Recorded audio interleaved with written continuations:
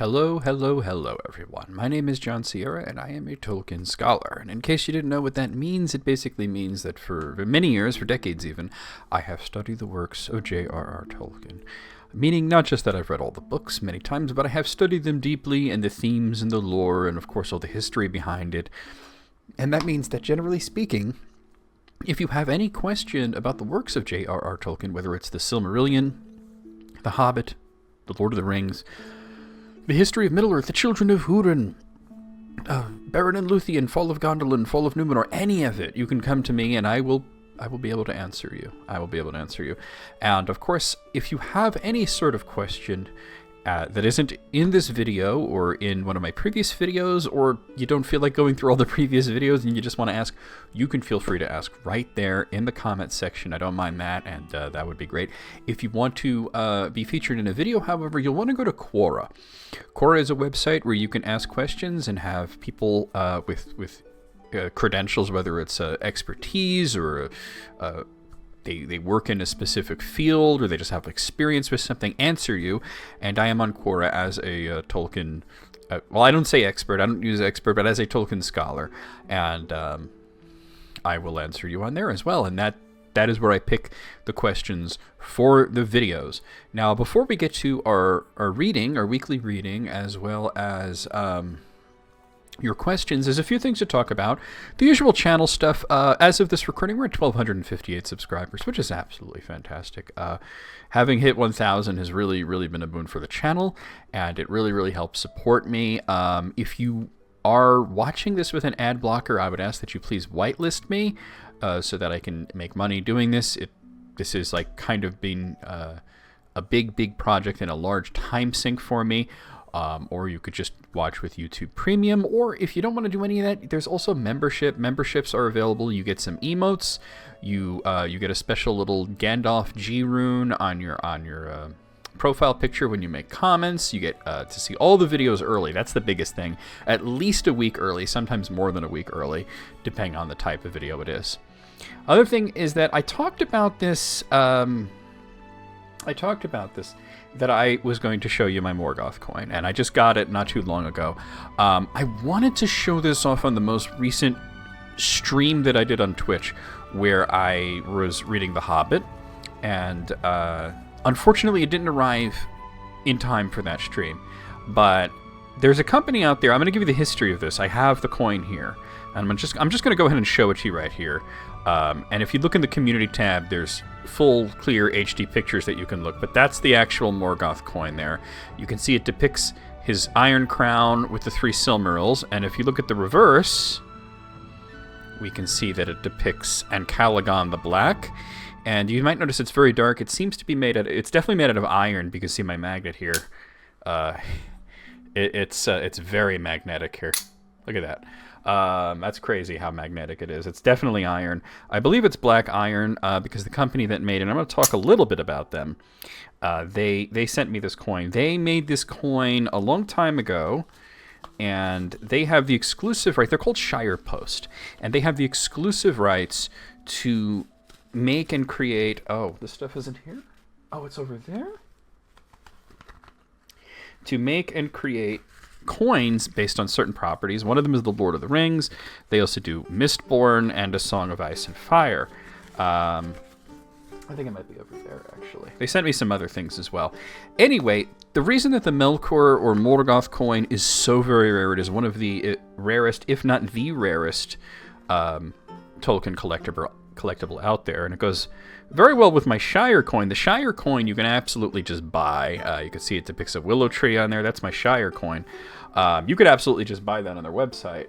And they're not sponsoring me or anything. I just figured I'd throw that out there as well. I'm just wanted to talk about them because they've been very friendly and whatnot, sending me this coin.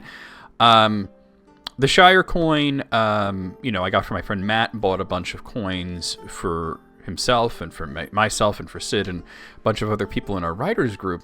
And then we all got to talking with Will Whitfoot from Shire Post, and he decided to send us some of these coins. Basically, they're banned, and that's why they're so rare. They were told that they could make coins based on characters and locations in The Lord of the Rings, and Morgoth and Angband is not a character or a location from The Lord of the Rings. He's mentioned in The Lord of the Rings, so, and Angband is mentioned in The Lord of the Rings, but they were told by the Tolkien estate that they cannot use that. They cannot sell that coin. So there's only a few of them floating out there, as it was struck down very quickly. And though they cannot sell the coin, they were able to give it away, and they did give away a bunch of these over the years, and I managed to get one. So like I said, they're very rare. I even tried to look up a value for it. You can't find it because people don't sell them. So I wanted to show that off. If you want to see very clear pictures of it, go to my community tab. There's pictures there. I also got stamps from them, and I don't seem to know where I put them. Let me, that's where they were, and they just went on the floor. I'm going to show you the stamps in just a moment. Because it is called Shire Post. They specialize in postage stuff, and I've got a lot of this very cool paperwork from them, and I'm going to show you the full run of Shire stamps as well. But here we can see some paperwork about the Shire messenger service and the rates and such there. Hopefully that comes off clear. You can always pause the video to read it. Let's see, what else have I got here? Some of this is convention-related stuff, so I'm not going to show everything. But, yeah, I think with the paperwork here, a lot of it is related to a convention and is not the most interesting to show off. It's interesting for me to read, but I don't know how interesting it would be for you guys to look at. But I'm sure you want to see the stamps. The stamps are very, very uncommon, and we have I have here a full run of them. So let me extract these, and I'll show them. And if it's not clear, I am going to take pictures of this. Well, I have taken pictures, but I haven't posted them on the community page. I'll post them here. So here we have documented signature of postmaster, and a whole bunch of different, one of them as well as a quick post one. So I'm just going to try to run these across the screen as well as I can there. Hopefully they're not really showing up too clearly, but I will post a better picture on the community tab page, like I did with the Morgoth coin. So yeah, I just want to show you this. It's a great company. If you're interested in getting coins like that, you can't get that one, but if like the Shire coin, they have them for Rohan, for Gondor, for Dale, for Rivendell, for Mordor even. Matt has a Mordor one. Matt has Mordor, Sid has Rivendell, and I have the Shire. I originally wanted Lindon, but they don't offer that one. Hopefully we can get a Lindon Grey Havens related coin at some point. That is my idea, and I'm going to be speaking with Wilberfoot via email about what can be depicted. I would want it to have a ship on it, of course. But let's see. I'm going to read for you today from The Ring of Words, which is not a Tolkien book, but it's about Tolkien. The full title of it is The Ring of Words, Tolkien and the Oxford English Dictionary by Peter Gulliver, Jeremy Marshall, and Edmund Weiner. And I've read from it once or twice before, and it tells the story of Tolkien's job working for the Oxford English Dictionary as a philologist and researcher in the W's, and also goes into Tolkien as a wordwrite and everything. That section of the book is this right here. The rest of the book contains notes and etymologies and such of many of the words that he used. We did one where we talked about 11D1 and gross, and I believe I went into legendarium here. I'm going to read a little bit of Middle Earth, and I'm going to go over to Mithril after that. So I'm going to read you the section on Middle Earth, because people ask me about this. Why is it called Middle Earth? People think it's the planet. It's not. It's a continent. They sometimes think it's related to Middle Ages. It's not related to that either, or that it's somehow in the middle of the planet. That's not quite the case either. Middle Earth, and here's the quote for it. Hobbits had in fact lived quietly in Middle Earth for many long years before the other folk had even become aware of them, from the Lord of the Rings prologue. Middle Earth means the world regarded as a middle region between heaven and hell, or as occupying the center of the universe, from the Oxford English Dictionary. It is not an invention of Tolkien's, and he did not intend it to convey the idea of an imaginary or other world. On this he insisted more than once. Middle-earth is not an imaginary world. The name is the modern form appearing in the 13th century and still in use of an ancient name for oikumene, the abiding place of men. And I just want to pause here and say that one time on Quora, somebody asked about the origin of the term Middle-earth and its meaning, and I said that it means, essentially, and I broke down the etymology and everything, where men abide. And that it's related to, for example, the term Midgard, which is itself taken from middle yard. But anyway, people jumped down my throat and they said I was wrong and it's not related at all to that, and here we have it from Tolkien's own words. So Tolkien himself said that it is the abiding place of men. The objectively real world in use specifically opposed to imaginary worlds as fairyland or unseen worlds as heaven or hell.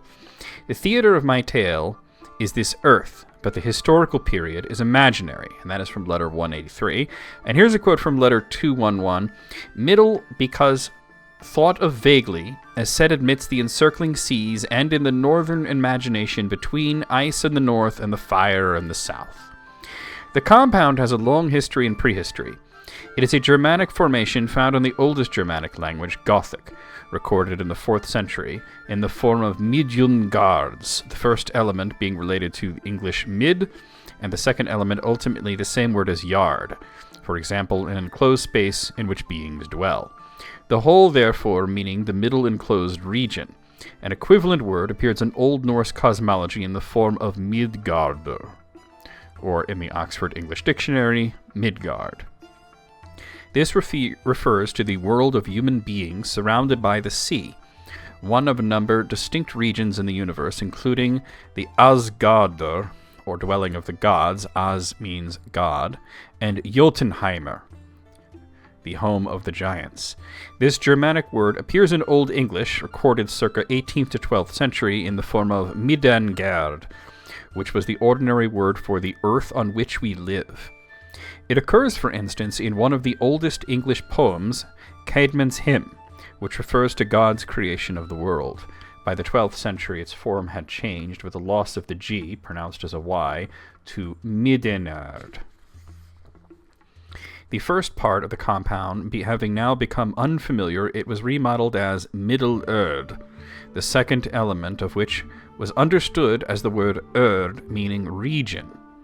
But the word Erd became unfamiliar in its turn and was replaced around 1300 by the familiar word earth, giving the compound Middle-earth. The word was formerly common, as the quotations in the Oxford English Dictionary show. Shakespeare has, "I smell a man of Middle-earth" in The Merry Wives of Windsor. Sir Walter Scott, by whose day it was probably an archaic or poetical word, has, "That maid is born of Middle-earth, and many of man he won, from the bridal of Cherriman," 1813. And interestingly, E.R. Edison, in his fantasy novel The Worm Ouroboros, 1922, has, "At length when winter was gone in Middle-earth, and the spring far silent, back came that little martlet." In Tolkien's early writings, the lands east of the Great Sea are called the Great Lands, the Hitherlands, or the Outer Lands, though the latter in some writings confusingly can mean the lands beyond the Western Sea. Tolkien's earliest poem about Eärendil, written in 1914, does refer to the Midworld's rim.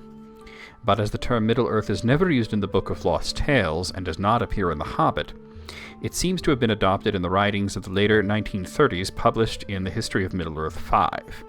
The Old English Midengard is found already in Tolkien's Old English version of the earliest Annals of Valinor. It then became established as the normal term in The Lord of the Rings. In the earlier version of The Shadow of the Past, the Middle World appears several times, but is once changed to the Middle-earth. Perhaps by an oversight, the Great Lands survives from the earlier draft in Faramir's exposition of the history of Gondor in one place, but at another is replaced by Middle-earth. And I'm going to skip ahead a little bit because I'm not going to read about Mirkwood, and I want to read you the little bit here that we have about Mithril. And here's the quote they use. "Here alone in the world was found Moria silver, or true silver as some have called it. Mithril is the elvish name. The beauty of Mithril did not tarnish or grow dim," from The Lord of the Rings. Mithril is the first elvish word to have been centered to have entered the Oxford English Dictionary. An entry appeared in Volume 2 of the Supplement to the Oxford English Dictionary in 1976 with the succinct definition, name given by J.R.R. Tolkien to a mythical precious metal, and 2 examples from The Lord of the Rings. The Oxford English Dictionary entry, version released June 2002, adds an earlier instance of the word from a letter of 29 November 1944 and notes that although Bilbo's corselet of Mithril appears in The Hobbit, the word was coined only during the composition of The Lord of the Rings and then added to the revised 3rd edition of The Hobbit. Earlier editions called it silver steel. Its Elvish etymology is from myth, or grey, and vril, or brilliance. The name true silver means silver properly so called, real silver. The form of this word recalls quicksilver, in which quick means alive, and also recalls an earlier candidate for the Elvish name, Erkeleb, in which the element keleb means silver. And just to interject, that's the root of, say, Celeborn. Very few words from invented languages ever achieved sufficient use outside their original context to be recorded in the Oxford English Dictionary. But one rather striking parallel to mithril exists in the word vril. In Edwin Bulwer Lytton's early science fiction novel The Coming Race, from 1871, the strange beings living beneath the surface of the earth are said to have discovered a mysterious power source, which they call vril. Lytton's novel was popular enough for vril to be mentioned from time to time in other contents.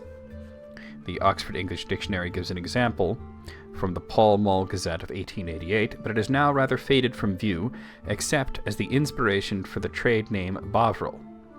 The similarity of Thelveril, another candidate briefly considered by Tolkien as a name for mithril, is surely no more than coincidence. So there we go. I find it to be very interesting, looking at how words come in, and a little bit of vindication for me, because like as I said, people jump down my throat on Quora about saying that Middle Earth essentially means where men dwell, and everybody was like, "You're wrong about that." Well, there it is from the author's mouth himself. Anyway, we're going to get to your questions now. Without further ado, here we go with the first question.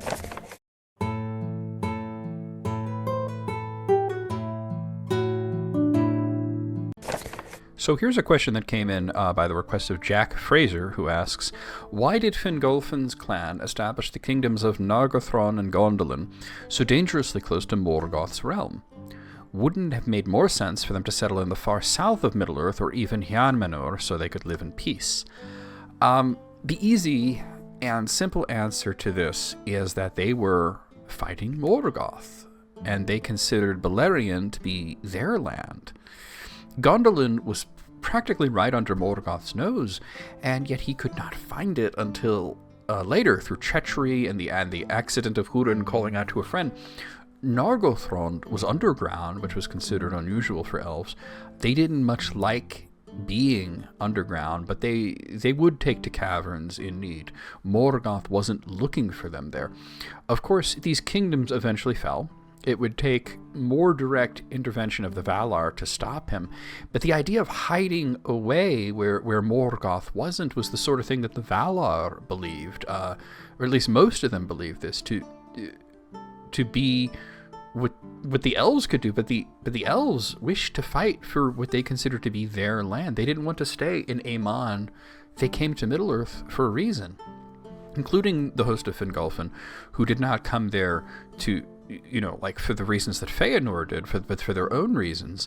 And I don't think that they would want to abandon Beleriand to Morgoth, who would chase them down anyway. He considered himself to be the Lord of Middle-earth, so just hiding from him wasn't going to really help them, and it certainly wasn't going to stop him. He would just wind up enslaving the men and the dwarves and everything else there, and he would completely ruin the land. It would be destroyed.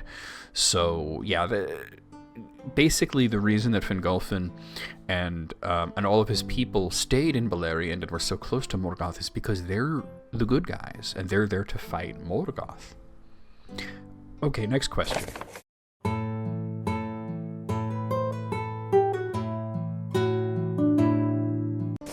Okay, here's a question that comes in from the Oski Boski, who asks, does Eru know Yahwe? They are one and the same, or at least in the mythological sense. It's a common misconception that Tolkien set out specifically to make a Catholic work. The Lord of the Rings started out with no such intentions, and certainly you didn't see it in The Hobbit. And it was upon reading the early drafts that Tolkien realized that it was, in his own words, quite Catholic. He leaned into it a bit in further revisions, but he kept it subtle. He avoided allegory, he avoided apologetics, and instead of making it what you would call a Catholic book, he wrote a book that was compatible with his religion, not contradicting it at any point. This also is true for the Silmarillion, even more so, I would say. Originally, the Valar, in the early revisions, were more akin to a pantheon of gods, with lowercase g gods, and even they would procreate among themselves, and they would have children who were also considered to be Valar. He later revised the text so that they were angelic in nature, and the stories of them being gods were in-universe tales that were told by men, usually men of Numenor. So Tolkien's literary conceit here is that Middle-earth, and these stories that take place in Middle-earth, were the far-off mythical past. His creation myth differs from the one that you would see, for example, in the Bible, especially regarding the formation of the world and exactly how involved God is in day-to-day running of the world. But there are two characters that he considers to be not only identical to their biblical counterparts, but literally the same characters. So it would be Ilúvatar, or also known as Eru, which was the name used in the question, is the God of Abraham, Yahwe. It's just that his story is told through a different culture, the elves rather than men. Melkor is Satan, and all the other characters are fully original creations, though. Okay, next question.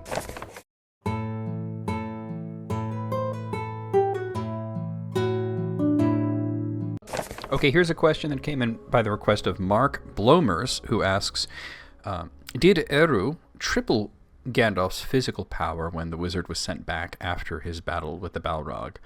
Gandalf the White, or Saruman as he should have been, was vastly more powerful than Gandalf the Grey, or even Saruman the White. And when we speak about power in these senses, we're not really talking about physical strength usually, although Gandalf was very strong physically. We can't quantify the power as being tripled, though, or any other such word. Tolkien simply does not operate in that sense. He would scoff at power levels. He would call people fools, or at least say they were being foolish for saying things like scaling. And he would see it as not only pointless, but that missing the point entirely of his work. Tolkien only used what we would call relativistic terms. This one's greater than that one's the greatest, this one's the lesser, and so on. It lets you know where the characters are in terms of power in relation to each other, but it never ties them to such absurd notions as numbers and charts. Even the contest between Legolas and Gimli, which was a contest of numbers in which how many orcs can we defeat at Helm's Deep, it was more to motivate each other than to be competitive. Gimli doesn't gloat because he won. He's actually kind of annoyed because the last orc that he killed notched his axe because it was wearing a spiked collar. So going back to Gandalf the White, he is greater than he was, and greater even than Saruman, as we saw when he easily broke Saruman's staff and deprived him of his powers and his station. And as for physical might, he was out there fighting with a sword, and that does take physical might. And what you see with Gandalf the Grey is a lot of times he's tired, he's cold, he's hungry. You don't see it as much with Gandalf the White. Gandalf also stated that he was the most dangerous being in Middle-earth other than Sauron himself. This boost of power and authority, which is power, is due to the fact that his promotion did not come from the Valar, but from Ilúvatar, from God himself. Okay, next question.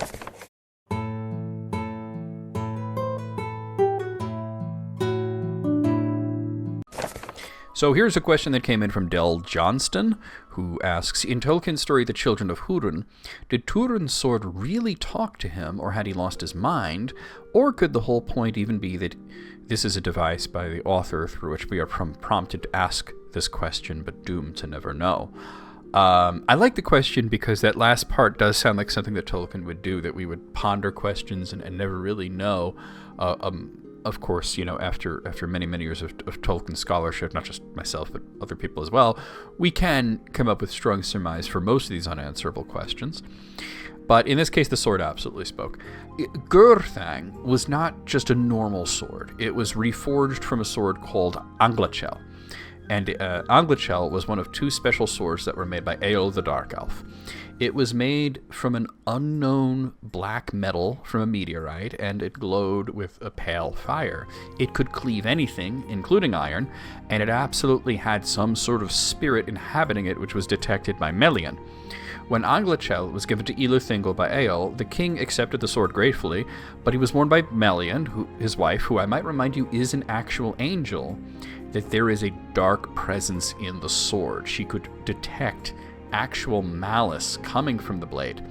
Tolkien also envisioned at one point that the sword would be used eventually to slay Melkor in the final battle by a reborn spirit of Túrin wielding Gurthang that would now be blessed by God, and Túrin would become one of the Valar, and it was a whole thing.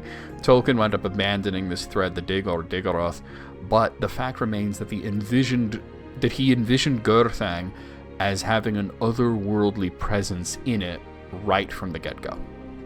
Okay, next question.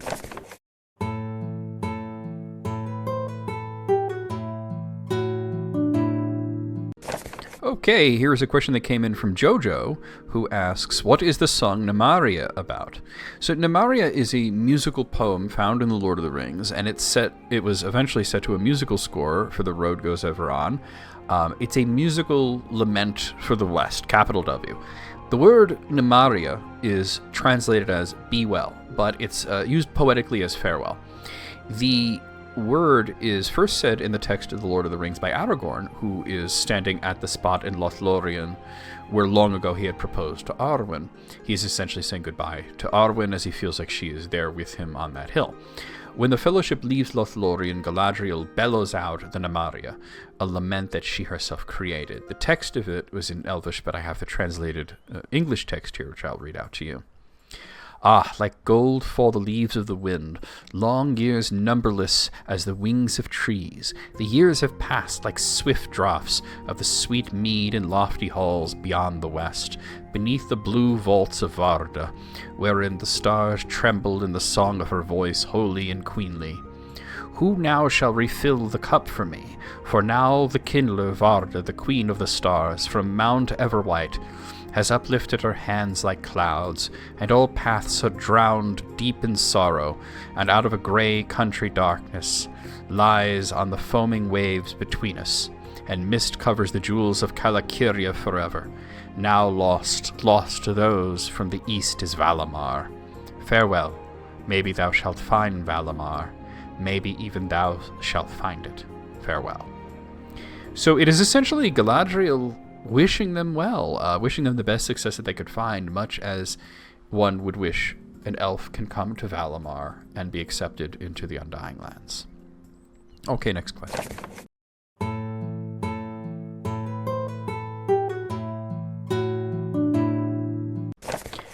If elves are immortal, why are there still princes? Why pass down titles through hereditary means? Why is Legolas the crown prince? Interestingly enough, I'm going to talk about that, but interestingly enough, they never actually refer to Legolas as the crown prince of anything. They refer to him as Legolas of the Woodland Realm. They refer to him as the king's son, but never as a prince. So just want to point that out. Also, Tolkien used the word prince in a much different context as the leader of a principality, such as Imrahil, or later on in the story Faramir. But as for why they do have hereditary titles when they are immortal, that is a good question that's buried in there. The Doom of the Mandos actually covered this, and let's look at that, specifically this line. For though Eru appointed you not to die in Ea, and no sickness may assail you, yet slain ye may be, and slain ye shall be, by weapon and by lament and by grief, and your houseless spirits will come to Mandos. There long ye shall abide and yearn for your bodies, and find little pity, though all ye have slain shall entreat for you. So elves cannot truly die. They can be slain, and they can lay down in waste and grief, but they cannot depart from the world. Elves that die come to Mandos, and they may be held there for a time, depending on how bad they've been. Some will only abide there for a short time, and some for a very long time, and a select few until the end of the world. The only elf to die in Middle-earth that actually returned to Middle-earth was Glorfindel. And it was many centuries later, and he was on a mission from Manwë. He had, of course, returned to life, and he was living in the Undying Lands, but he was sent back to Middle-earth. The kings of elves that are slain in Middle-earth don't return. Their sons must take up their kingdoms. Even Finwë basically lost his title when he was slain in the Undying Lands, because it would be some time before he returned, and the Noldor need a king, of which Finarfin was chosen. So basically that's why when Feanor dies, it's assumed that one of his sons will become the king, but of course Fingolfin becomes the king, and then when Fingolfin dies, Turgon becomes the king. And when Turgon dies, he tells them to take Tur as their leader, but he leads them to Lindon, and then they choose Renny and Gil-galad as their king. So, they know that they can be killed and basically shunted away to another place, and they can return, but they're probably not going to be able to come back to Middle-earth, and their people need kings. So that's basically the answer right there. Okay, next question.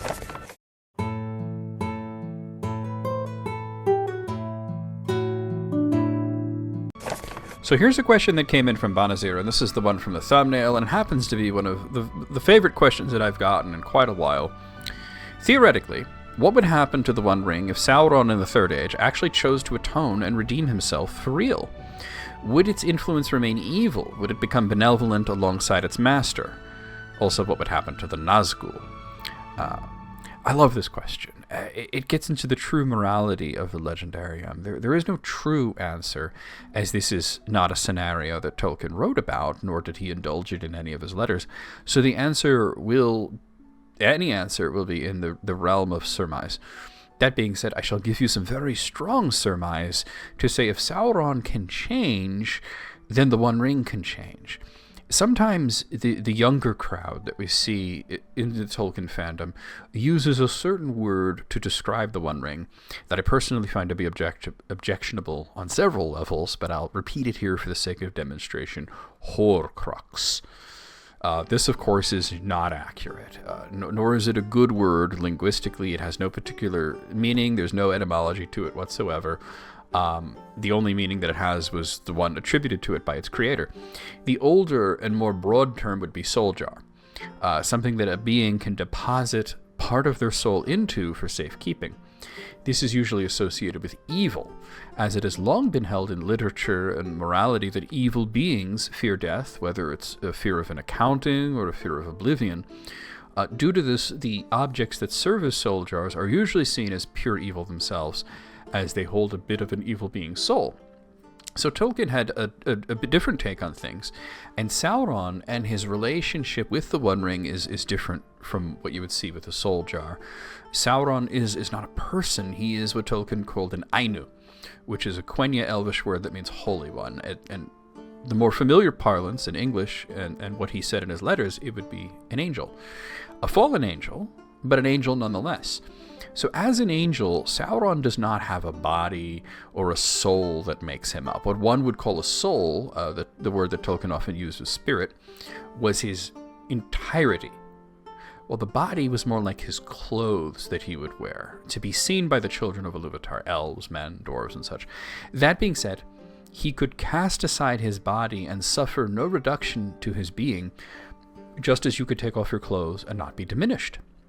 Tolkien did not explicitly state that Sauron poured his spirit into the One Ring, but rather his power. And that this would seem to make the One Ring less of a soul jar and more like or a Horcrux, as you might say, and more of a battery. However, the ring has a will, and it seems to be sentient, meaning that it is aware of its surroundings and could react to its surroundings and what was going on around it. This is enough for me to say that yes, a large portion of Sauron himself is in the ring, which goes along with the common thread seen in Tolkien's work that all great craftsmen put a bit of themselves into their work, whether it's Yavanna or Feanor or Sauron. The One Ring is evil and corrupted because Sauron himself is evil and corrupted. But in the words of Elrond, nothing is evil in the beginning. That is to say, Sauron was not created evil, He didn't start out as evil. He was not created to be evil. He chose evil, as did Morgoth before him. He poured himself into the One Ring, and evil it was, and evil it remains because Sauron is evil. Tolkien never really answered this question about Sauron, but he did speak a little bit on the subject of orcs, whether or not they could be redeemed. He said that in simple terms, he cannot imagine it happening, but that he has faith that it will. He said that he doesn't say, I should say, he doesn't like to comment on the final fates of his characters, such as what would happen to Gollum after he died. It was a matter between Gollum and Ilúvatar, and it's nobody else's business, not even the authors, in his opinion. In his early drafts, he imagined, and I spoke about this briefly earlier, an ending to the Legendarium that would involve a final battle where Eärendil and Tulkas and Eonwe and Túrin would fight Morgoth, and Túrin would kill Morgoth, and then he would become one of the Valar. None mentioned in any version of it, and there are a lot of different versions of this scenario, which is called Dagor Dagorath, or the Battle of Battles, is Sauron. Sauron's never mentioned in it. Morgoth represents the biblical Satan. This is another thing we talked about earlier. The evil that permeates the world, as his power is in the world, and it's so tied up in the world that his destruction would also mean the end of the world. And thus, that would be how the world would end, with Morgoth being destroyed, and then the world would be reborn anew, unmarred, without the evil of Morgoth's taint, and Túrin would join the Valar, and the voices of men would be added to the second music. So, in saying all of that, where does Sauron fall into this? Is he not present in this scenario due to the implement that he poured his power into having been destroyed, and he's too weak to join his master? Is he disinterested, or has he found redemption and forgiveness? Any of these are possible. Aside from Morgoth, anyone could find redemption if they repented, and Sauron came close once at the end of the First Age, but he reneged because of fear and pride. If he could overcome his fear and pride and find redemption, to face the music, quite literally, I suppose, then I would strongly surmise that the One Ring would no longer be evil, because he was always in rapport with it. Putting his power into the ring didn't weaken him, even when he was separated from it. Only its destruction weakened him. If he did find this redemption, perhaps the ring could be retrieved, and through the ministrations of the Valar, he could be made whole again and cast off the guise of Sauron and become Mairon again. And as for the Nazgûl, they would just die, as they should have a long time ago, because they are mortal men. They are not meant to live that long. They are well past their expiration date. So as that power of domination, which is evil, becomes good, then there would be no domination, and they would not be anchored to the world, and they would be able to pass into the hereafter. Excellent question. And now let's get to the next one.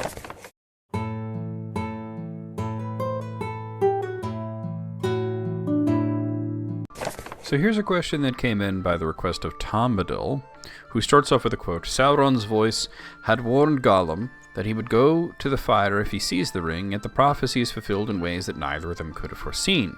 And the attribution there is Wood 73. What prophecy is this referring to? So I believe that Wood 73 is referring to Ralph Wood's biography of Tolkien, and I don't have a copy handy, so I couldn't check that. But the usage of the word prophecy is somewhat suspect here, I would say, and it's easy to explain. The words came from the ring itself, or at least that is what Sam perceived. A few times in the story, twice actually, Sam has visions that sees Frodo as this powerful white-robed figure. This happens whenever Frodo actually taps into the real power of the ring. Frodo shouldn't really be able to use the ring. As pointed out by Galadriel, he's not powerful enough, nor has he trained his mind in the domination of others. However, in these instances, the ring is allowing itself to be used by Frodo, or rather it is using Frodo as its own mouthpiece. The One Ring does not wish to be destroyed, but nor does it wish to go with Gollum, who will just take it into a dark depth, never to be seen again, and it would not return to Sauron's hand. The One Ring is also reasonably confident that Frodo will not succeed. It is too powerful, it is too seductive, and the closer that Frodo gets to Sammath Naur, the more powerful the ring gets. Sam sees Frodo as this white figure and the ring as a wheel of fire, and out of the wheel of fire a voice commands thusly. I'm going to read you the section from the Return of the King. Then suddenly, as before, under the eaves of the Emyn Muil, Sam saw the two rivals with other vision. A crouching shape, scarcely more than the shadow of a living thing, a creature now wholly ruined and defeated, yet filled with a hideous lust and rage. And before it stood stern, untouchable now by pity, a figure robed in white, but at its breast it held a wheel of fire. Out of the fire there spoke a commanding voice, "Begone and trouble me no more. If you touch me ever again, you shall be cast yourself into the fire of doom." It is not a prophecy, it is a threat. Although it does fulfill itself, one can stretch the truth a little bit and call it a prophecy. But the power of the ring is great, but the power of Gollum's lust and rage is greater. Even Sauron was afraid of Gollum's lust and rage, creeped out by the creature wanting to possess his power but not use it, and that he was indomitable. He could be destroyed, but he could never be dominated. Gollum does touch the ring again, and he is cast into the fire, though what the ring did not suspect was that it would be going into the fire with him. I think that Wood's comment that neither could have foreseen is a bit odd, as Gollum wasn't in the business of foreseeing anything. He was paying no need to such threats or warnings. He was driven completely by lust and rage. Okay, next question.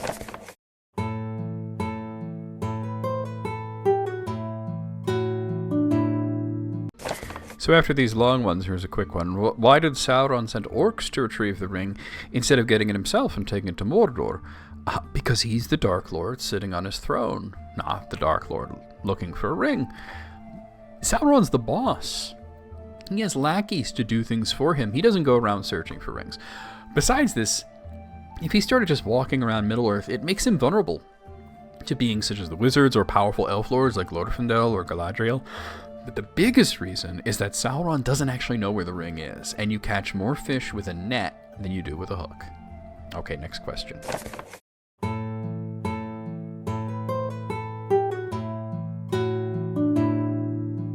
So here's a question that came in from Jeffrey Clabburn, who asks, what are the top 5 most epic battles ever fought in Middle-earth? Generally speaking, the battles got less and less epic as time went on, to the point where, on a historical scale, the War of the Ring winds up looking like a small skirmish. So that being said, most of the top 5 would be in the First Age or earlier. So the first would be sort of 2 conflicts that I'm lumping together, the First War and the War of the Valar. Briefly mentioned in The Lord of the Rings, this 2-stage war came when Melkor decided to take over Middle-earth. And the first bit happened when he broke the lamps that lit Middle-earth and started reworking the land more to his liking. The second was when he started mucking with his newly awoken elves. The Valar all fought him together, and he was eventually defeated by Oroma and Tolkis. These battles left Middle-earth drastically changed. Second would be the War of Wrath. This was between the host of the Valar, mostly a force of Vanyar elves and Noldor elves, along with Maiar, and led by Eonwa. The Eagles also participated. Sauron sat this one out, but Morgoth had dragons, Balrogs, orcs, and trolls on his side, as well as wicked men, and even a few dwarves. The war lasted 40 years and destroyed Beleriand. Third would be the Battle of Unnumbered Tears, one of the elves' greatest defeats. It left a literal mountain of dead bodies, and was a huge victory for Morgoth. The fourth would be the Fall of Gondolin, another of Morgoth's greatest victories. His Balrogs, dragons, and orcs attacked Gondolin, laying it to waste. King Turgon was killed, as was Ecthelion, and the city was pulled down and destroyed. Only a handful of elves escaped, led by Tur and Glorfindel, though Glorfindel was killed shortly after.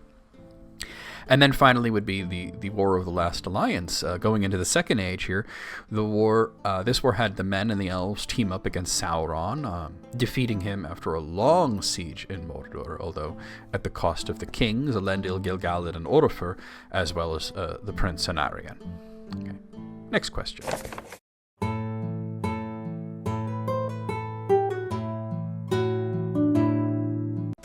So here's a question this one's anonymous actually, but this is very similar in its thought at least, or its inception to, what would happen to the ring if Sauron became good. And this one is, what would happen if Sauron had been cast into the void, theoretically, yet the ring still existed unfound? In this instance, it would be not so different from what happened to Morgoth. Morgoth was thrust beyond the doors of night and into the void, not to be seen again, except by the theoretical Dagoth. However, his power was still tied up in the world. Arda itself, the planet, is Morgoth's ring, and this is why he could not be destroyed after the War of Wrath. His destruction would be the end of the world. So his evil influence stays in the world. I don't think that they would thrust Sauron out of the world, but if it happened, theoretically, he, like his master, would be leaving most of his power in the world, just in the form of a small ring that anybody could pick up and play with. As Gandalf said, things like the One Ring have a way of being found and used. If it wasn't destroyed, eventually someone would take up Sauron's ring and use it, and whether with good intentions or bad intentions, they will become just like Sauron, perhaps even worse, and they would plague the world as he did. And without the threat of Sauron in the world being present, people would not really find a reason to destroy the ring. The ring got destroyed in the Third Age because Sauron was such a threat. Okay, next question.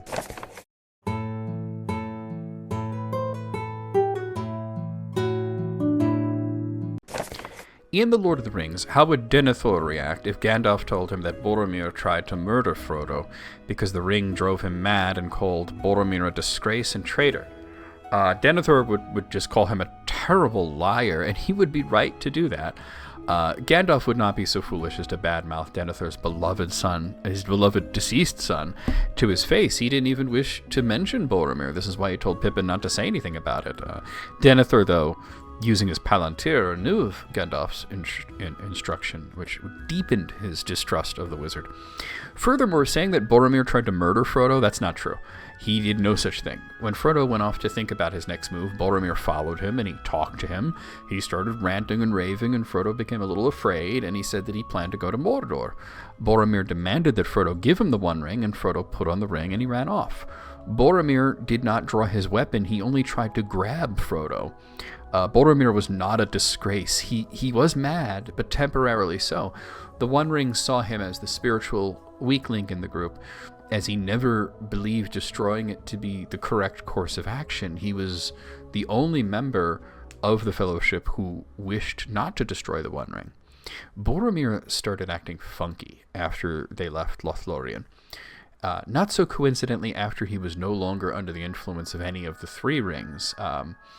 He had been in Imladris, where Elrond's ring was, and then he had been traveling with Gandalf, who had a ring, and then he was in Lothlórien with Galadriel, who had a ring. And then suddenly, he's not in Lothlórien, Elrond's far away, Gandalf, he believes, is gone for good. Of course he wasn't, but he's not there, he's not present. So Sam noticed that Boromir started acting funny after leaving the Golden Wood. So Boromir was acting strange. He was falling victim to the seduction of the One Ring, and it was not really his fault. Gandalf would have known this, and he would only blame himself because he wasn't there to protect Boromir and perhaps even prevent his demise.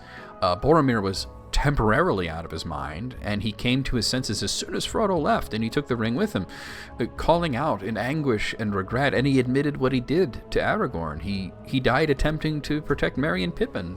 Boromir was a flawed person, but he was a good guy. Okay, next question.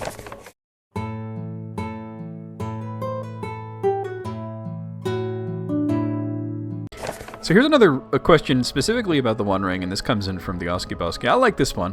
What if you die while you're wearing the One Ring? Will your corpse remain in an unseen world? No, the corpse would become visible, and there is a small bit in The Lord of the Rings that proves it. So Frodo lost a finger at Sammath Naur, the finger that he was wearing the One Ring on.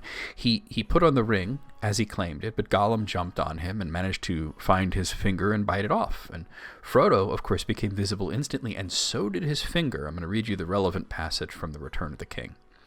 The fires below awoke in anger, and the red light blazed, and all the cavern was filled with a great glare and heat. Suddenly Sam saw Gollum's long hands draw upwards to his mouth. His white fangs gleamed, and then snapped as they bit. Frodo gave a cry, and there he was, fallen upon his knees at the chasm's edge, but Gollum, dancing like a mad thing, held aloft the ring, a finger still thrust within its circle. It shone now, as if verily it were wrought of living fire. Frodo becomes visible because he's not wearing the ring anymore, but his finger, which is wearing the ring, also becomes visible. Sam sees it clearly thrust within the circle of the ring as Gollum holds it aloft. The finger is visible as it is no longer living, severed from Frodo's body. This, to me, is all the indication that we need to say that if a person died with the One Ring on their finger, or if it was put onto a corpse, the corpse would remain visible. Anyway, next question.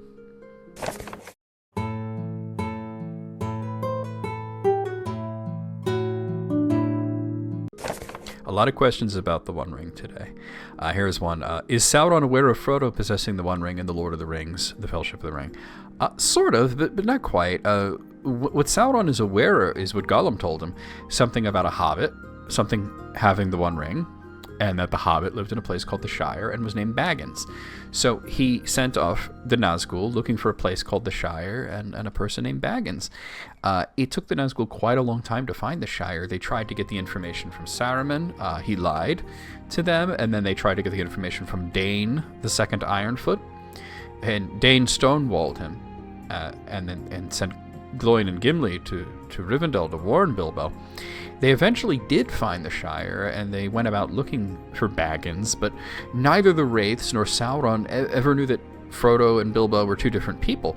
All they knew was some guy named Baggins had the ring, and he lived in a place called the Shire. So you might say that Sauron knew that Frodo had the ring because he fit the description, a hobbit named Baggins who lived in the Shire. The description was actually of Bilbo. The Nazgul had a hard time seeing living beings, so they did not actually know which of the hobbits was Baggins, which is why they used their magic to urge Frodo to don the ring in their presence, as they were able to then see him clearly and identify him as the ring bearer. However, after the hobbits safely reached Elrond's place and Frodo was saved from becoming a wraith, they were back in the same boat, not knowing which of the four hobbits was the guy they were looking for. All right, next question.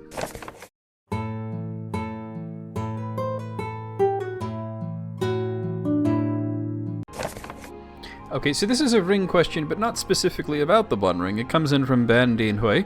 Once again, I'm going to say that I hope that I'm saying that correctly. And he asks, if Sauron during the War of the Ring wanted to capture Galadriel's ring Nenya, could the armies of Mordor and Minas Morgul, led by the Witch King, the other 8 Nazgul, and Saruman's Uruk-hai army invade Lothlórien?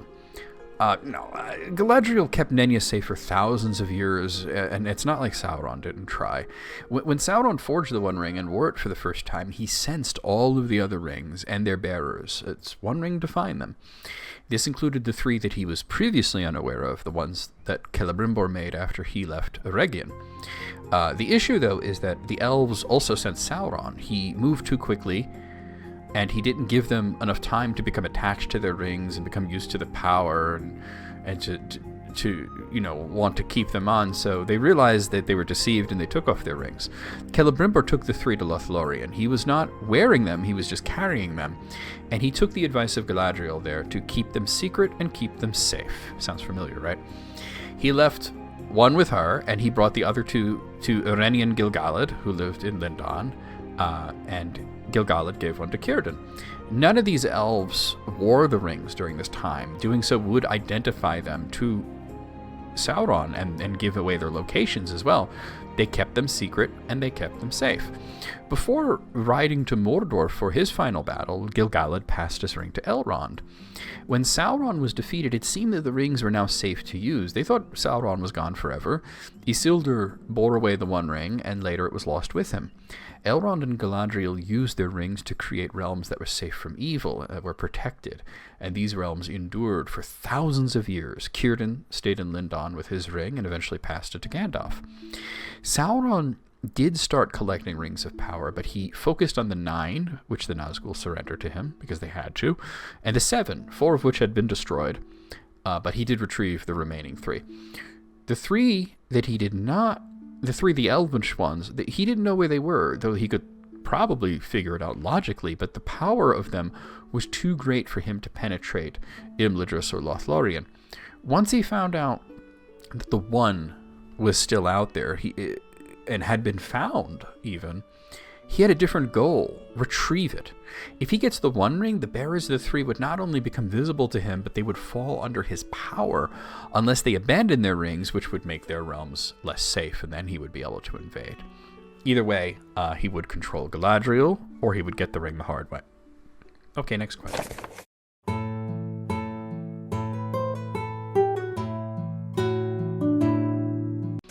Here's a question that came in from Valentino Girelli, who asks, is Melian afraid of Morgoth? I don't think she feared him directly. I think she feared the harm that he could do and had already done. I would say that it's incorrect to state that everyone was afraid of Morgoth, as one other person who answered this question said. Certainly the likes of Tulkas and Aroma did not fear him, despite his might. It was Morgoth who feared them. He quailed before the Valaroma and the laughter of Tulkas. He was unvaliant against Eanwa. He refused to fight Feanor, and he only fought Fingolfin due to the feeling that he would be looked on as cowardly. Morgoth was, for all his might, a coward, as evil often is. In one version of the tale, Arien burned him when he got handsy with her. So Melian's daughter Luthien may have been the most brave of them all, striding openly to Morgoth's chamber and dancing to bewitch his court before attacking him directly, sending him into a slumber. Luthien, who was imagined originally as a fairy in the early versions of the tale, but later was an elf, she proved that her love for Beren was far greater than any fear. And I would surmise that the same would be said for her mother, Melian, whose love for Thingol was so strong that when they first touched hands, they could not move or speak until many seasons had passed. Black is mightier, but Black is craven and hides behind their lieutenants and their foot soldiers. In Tolkien's world, you notice that the good kings always fight at the front.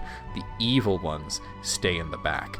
That is not to say that Melian has no fear, but her fear would be of what Morgoth would do to people and what he would do to the land and her brethren and such, not directly of him. Okay, next question.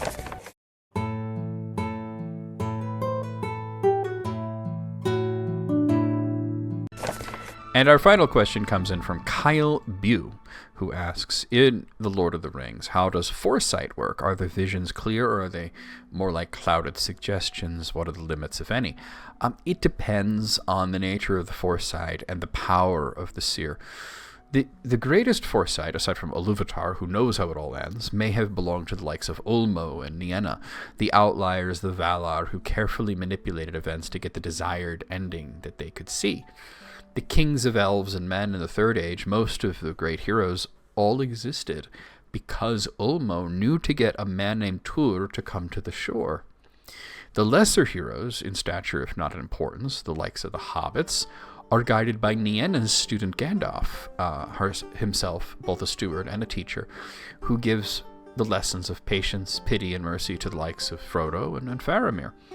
Visions and foresight are not the same, however. Faramir and Boromir both received visions that were of a voice out of the west, speaking of Imladris, Isildur's Bane, and a halfling. This is not foresight, it's instructions to seek these things. Foresight in the Third Age mostly comes from Gandalf, and it involves more vague feelings like Gollum may have a part to play in the end, or the quest will fail if Bilbo does not go with Thorin, things like that. Galadriel seems to have a sharper foresight. She knows to ask Gwaihir to go to the peak of Zaraxigil after being told that Gandalf fell in Moria, and even that she had a new staff and white robes ready for him. So, yeah. Anyway, guys, that was the last question. I enjoyed doing this, and I hope you guys enjoyed watching it. And if you haven't subscribed already, please subscribe. We're trying to get those numbers up there. And, yeah. Consider membership. Like I said earlier, it lets you see all of the videos early. It's very affordable, and you also get some cool little perks. And if we reach 10,000 subscribers, I will move my streams to YouTube. Or what I'll do is I'll start dual streaming to both Twitch and YouTube, because that will become affordable to me at that level. But anyway, guys, we're going to see you guys next time. Leave me some comments, like the video, hit the subscribe, and all that stuff. We'll see you guys next time.